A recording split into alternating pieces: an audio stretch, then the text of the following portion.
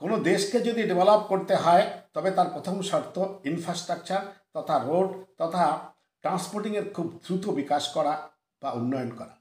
আজকে এই ব্যাপারে আমি জিটি রোডের কথা বলবো, সবাই জানেন, তবু একবার নূতন করে শুনুন। এই রোড দিয়ে আপনি পায়ে হেঁটে পাকিস্তান, কাবুলের ভেতর দিয়ে ইউরোপ এবং ইউরোপের ভেতর দিয়ে আফ্রিকা পর্যন্ত যেতে পারেন। আফ্রিকা থেকে সমুদ্র পার হয়ে ইউএস পর্যন্ত যাওয়া যেতে পারে। জিটি রোড পৃথিবীর সব থেকে ব্যবহৃত হওয়া রোডগুলির মধ্যে অন্যতম। এই রোড এখন 6 লেনওয়ালা রোড। এই 6 লেন বাদ দিয়েও সাইড দিয়ে লোকাল গাড়ি, মোটরসাইকেল এবং সাধারণ ব্যবহারের জন্য রোড রয়েছে দুদিকেই। যে কোনো ক্রস রোডের উপর ওভারব্রিজ রয়েছে। তাছাড়া বড় বড় শহর পার করার জন্য শহরের ওপর দিয়ে পুরোটাই ওভারব্রিজ করে দেওয়া হয়েছে। এই দিকে কলকাতা থেকে ঢাকা থেকে চিটাগাং পর্যন্ত যাওয়া যায়। আর এই দিকে দিল্লি এখান থেকে 1300 কিলোমিটারের ওপর। দিল্লি থেকে অমৃতসর হয়ে ওয়াঘা বর্ডার মাত্র 28 কিলোমিটার। আর ওয়াঘা বর্ডার থেকে লাহোর মাত্র 22 কিলোমিটার। লাহোরের থেকে পেশোয়ার হয়ে কাবুল পর্যন্ত যাওয়া যায়। আর এই পথ দিয়েই ভারতবর্ষে আলেকজান্ডার, মুঘল, পাঠান, তৈমুরলং প্রবেশ করেছিল। ইন্ডিয়া আক্রমণ করেছিল, হয় তারা ফিরে গেছে অথবা ভারতবর্ষেই থেকে গেছে।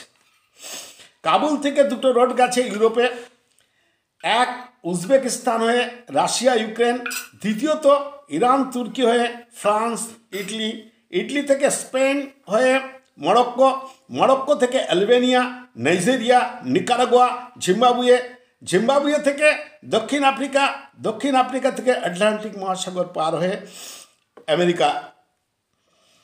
এখন আমরা দেখব এ রোড কে তৈরি করেছে। 6 লেনওয়ালা রোড তো নীতিন গডকরি যিনি বানিয়েছে, এখনও কাজ চলছে।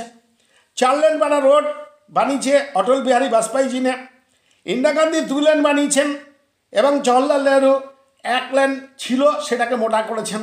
1857 20 সেপ্টেম্বর বাহাদুর শাহ জাফরকে সরিয়ে ইংরেজরা ক্ষমতায় এলো দিল্লিতে।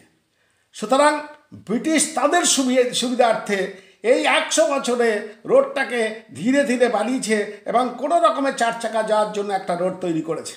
তার আগে ঔরঙ্গজেব, শাহজাহান, জাহাঙ্গীর, আকবর প্রায় 300 বছর রাজত্বে কিছু না কিছু কাজ করেছেন। এবার এলো সন 1540, শেরশাহ সুরি এলেন। ইনি বাবরের ছেলে হুমায়ুন, তার থেকে ছলে বলে কৌশলে দিল্লির মসনদে বসলেন। ভাই বিহারি ছিলেন সাসারামে, তো দিল্লি থেকে সাসারাম পর্যন্ত আসতে হবে, তো তাই গরুর গাড়ি চালানোর মতো একটা রোড উনি করলেন, নাম দিলেন জিটি রোড। পুরো জিটি রোড বানানোর কৃতিত্ব আর শেরশাহ সুরির গেলেন। 1545 তিনি রাজত্ব করেছিলেন। সে যাই হোক, আমাদের পণ্য নিয়ে যেতে হবে মধ্য এশিয়া হয়ে ইউরোপ, আফ্রিকা তথা ইউএসএতে। যদি পাকিস্তান নিজেদের মধ্যে দিয়ে রোড না দেয় তবে গুজরাটের চাবাহার বন্দর দিয়ে এই রোড ধরতে হবে। এতে কি হবে, পণ্য পরিবহনে আর্থিক পয়সা খরচা হবে। সেই পয়সা দিয়ে ইন্ডিয়া আরও দ্রুত গতিতে ডেভেলপ হবে। আমরা ডেভেলপ কান্ট্রির দিকে এগিয়ে যাব। জয় হিন্দ,